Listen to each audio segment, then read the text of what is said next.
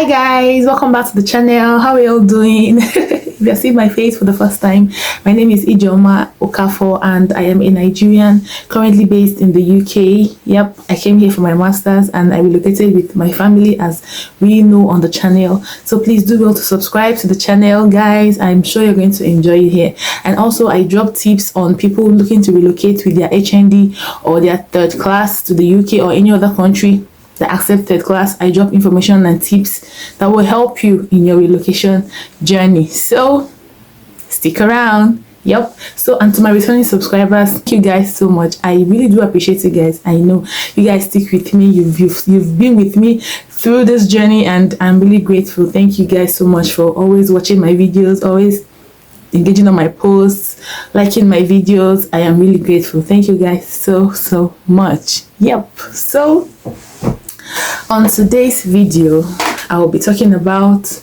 life in the UK. Culture shocks, guys. This one, culture shocks, guys. Yes, I'll be talking about culture shocks. I will be talking about culture shocks because it hits me, sha. I'll also be talking about the weather, adapting to the weather, the cost of African food in the UK, and some other juicy topics. I'm sure you're going to love this one. I know. Okay, guys, so let's get into it. So, guys, I'm going to start talking about culture shocks. Because, first of all, number one culture shock that hit me so hard was that people in the UK drink tap water. Like, I know, yes, that was the same expression I had.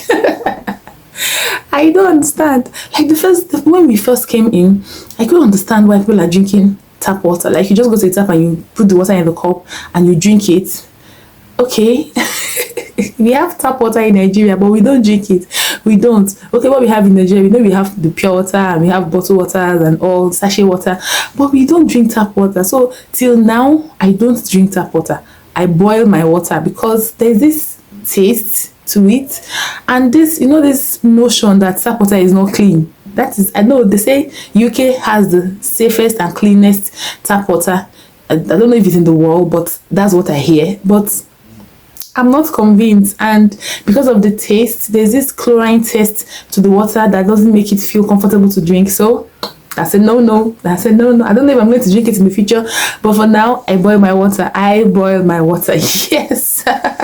Please, I don't want to hear it. I know. I boil my water. So the second culture shock was that public transport is cheaper than having your own car. Yes. because in the UK, they have like loads of public transport. They have the buses, they have the trains and all. But people have their private cars as well. But I see that people actually prefer to use the public transport. And I didn't understand why until I got to experience it. And I knew that, okay, public transports are actually cheaper. Not that they are faster, no, they are just cheaper. Like, okay, there might be where you're going to, it might be a space, it might be like a location that is like 20 minutes or 30 minutes from where you are by driving, but by bus is 1 hour. For people to enter the bus, why? Because it's cheaper. So instead of you leaving your house 20-30 minutes before the time, you leave 1 hour ahead because you want to enter a cheaper means of transportation. Yes, because they have this like this rider things that they do with their tickets. You can actually buy a week-long ticket, you can buy like an all-day ticket, you can buy a month-long ticket and all. So when I got to understand, when I got to know that buying the week-long ticket is cheaper for me, I stuck there. Like, and it's so cheap. With the ticket, I can get on any bus going to anywhere throughout the week. It is so cheap. So it doesn't come that cheap. At least in my home country, I know that having your own car makes transportation less expensive. But here is the other way around. Public transport is cheaper. It's cheaper than having your own car. That was the second culture shock, and I'm loving that one. I am, guys. I am. Okay, so I know you guys know already that I'm reading it from my book because I have lots of culture shocks. I'm not sure I remember everything, so I wrote it down. So if in case you see me looking at my book, You know the drill. So the third culture shock for me was PDAs, like the public display of affection. Like the bus stop, the city centers, on the buses, you see people smooshing, see people kissing, and nobody cares. Like people just go about their way. Nobody even looks at you. Not in my home country. No. People are going to tell you, please, will you stop that? There are children here, there are kids here, stop what you're doing. But here, nobody cares. Nobody even looks at you. Like you can kiss all you want, you can hug all you want, you can do whatever you like. Nobody cares. And it was a shock for me because the first time I saw, I was like, what's people doing? Why must he be in the bus stop? And that day, the bus stop was actually like full of people and they didn't even care and nobody even paid attention to them. It was a shock to me, guys. It was a shock to me, not in my home country. You can't do that. Because if you have an elder there, the person is going to say, will you stop that? There are children here. You're spoiling the children. You're corrupting the children. You're corrupting their minds. But not here. Here, nobody cares. So they shocked me as well. Okay, so moving on. This video is becoming long. Moving on. The food. The food in the UK. The food in the UK. I don't know.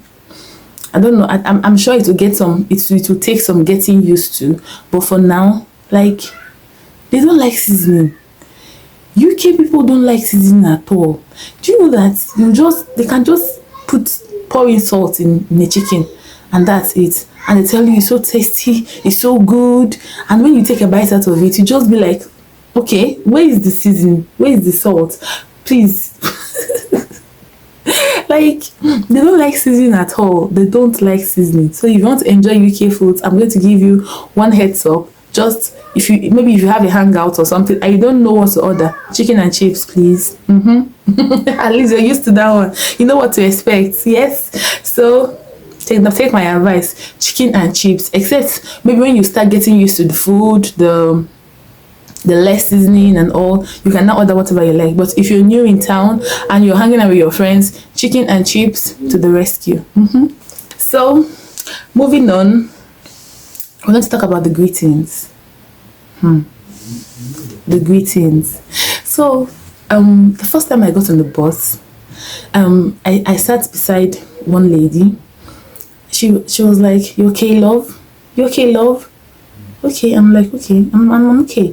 So I was feeling like, okay, maybe it's just because she's a female, I'm also female, so maybe that's how they greet themselves. But I got to understand that anybody can call you love. Anybody can call you love. Male, female, anybody calls you. You okay, love? You good, love? How you doing, love? And there is no emotional attachment to this. It is just a greeting, as plain as daylight. There's no emotional attachment. So if you're someone that maybe gets attached because of names like that, love, darling, you're going to have to check yourself, because there's nothing attached. It's just their way of greeting. And I've never heard where they greet people like that. Normally, you okay, love? Good morning, love? You okay, love? They're just like love. That's the way they greet guys. That is their own way, and I'm getting used to it. I've already gotten used to it already, although I don't greet like that. But I when somebody says okay, lover, you at least you know what they mean, right? So the next I'm going to talk about is the weather and how dark it gets by 3 p.m. Okay, so a little backstory. We came in September, and I think that was during the tail end of summer. So we used to have daylight till 7 p.m. and I was loving it. I was like, it doesn't get dark on time. You understand? So my sister-in-law was saying, enjoy it while it lasts, because in winter it's going to get dark by 3 p.m. I didn't believe her, because I was like, it doesn't get dark by 3 p.m. Guys, it hits me. It hit me hard. Like, okay, when winter came, the cold tripled. Like, what's tripled? The cold was times 10 of what was already on ground. Like, you go out without your gloves, your hands are freezing, your hands are paining you. It rains every day. they don't use umbrellas because of the wind. So you have to buy this jacket that is like waterproof, because if you make a mistake to bring out your umbrella, the breeze just mangles, destroys it for you. And it gets dark by 3 p.m. guys. 3 p.m. everywhere is pitch dark, and you're like and if you're coming home by maybe 7 or 6, you'll be thinking that okay, it's 10 p.m. but it's just 6 p.m. it's just 5 p.m. Yes, that's how dark it gets. That's how dark it gets, guys. But am I adapting? Yes, of course. Are my kids adapting? Yes, of course they are. We are all adapting. They are even doing better than I am. I don't know how. I think it's because they are still kids, and they were not really like my daughter was 3 months old when we came into the country. So maybe I'm thinking maybe because she was not really exposed so much to the Nigerian weather, so she just like blended in. But me, we say I already grew up in Nigeria. I was used to the weather, I was used to everything. So coming here was like a complete change of life, complete change of environment, complete change of everything. But I'm getting used to it, guys. I am getting used to it.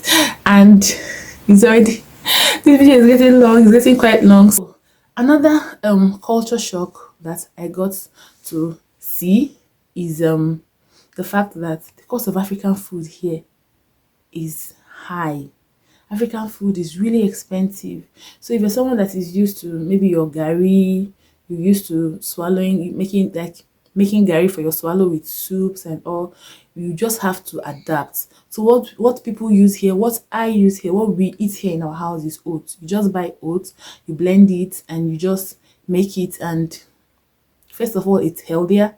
Yes, it's healthier, and it serves you the same purpose, and it's cheaper. It's cheaper. It is very cheap.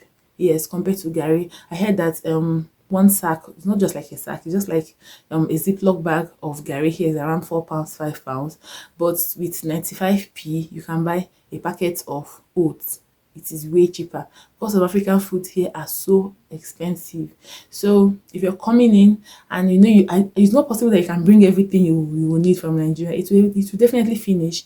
So there are alternatives. There are alternatives like the swallow. There are alternatives. So you just have to, maybe while eating the food you brought, you just start tasting the waters with the food that are here, because you will need it. Except you have money to buy African food, but if you don't, you just have to stick to what you have. Okay, so I'm going to now talk about racism. Yep, racism. It's always on everybody's lips. So when I came in here, my friends were asking me, how are you coping with racism? What was it like? Have you been a victim? What's like, you're asking me lots of questions. So I'm going to talk about it. As for me, I have not experienced racism since I came into the country. I have not. I've been on buses where I'm the only black girl. I've been in an environment where I'm the only black person, and well, I don't pay attention. I just do my business and I'm out of there. You understand? So I've not like had this upfront encounter or anything about racism and all. And I hope I don't. I pray I don't, because from what I heard, it's not a palatable experience. So I pray I don't experience it. So that's it, guys. I've not, and I hope I don't. I don't want. Yes. So that will be all from me on this video, guys. Please hit the subscribe button. Yep, hit the subscribe button, and I will see you all next week. Don't forget to like, share, and again, subscribe to the channel. Subscribe to this channel. Please subscribe to the channel, guys. Bye.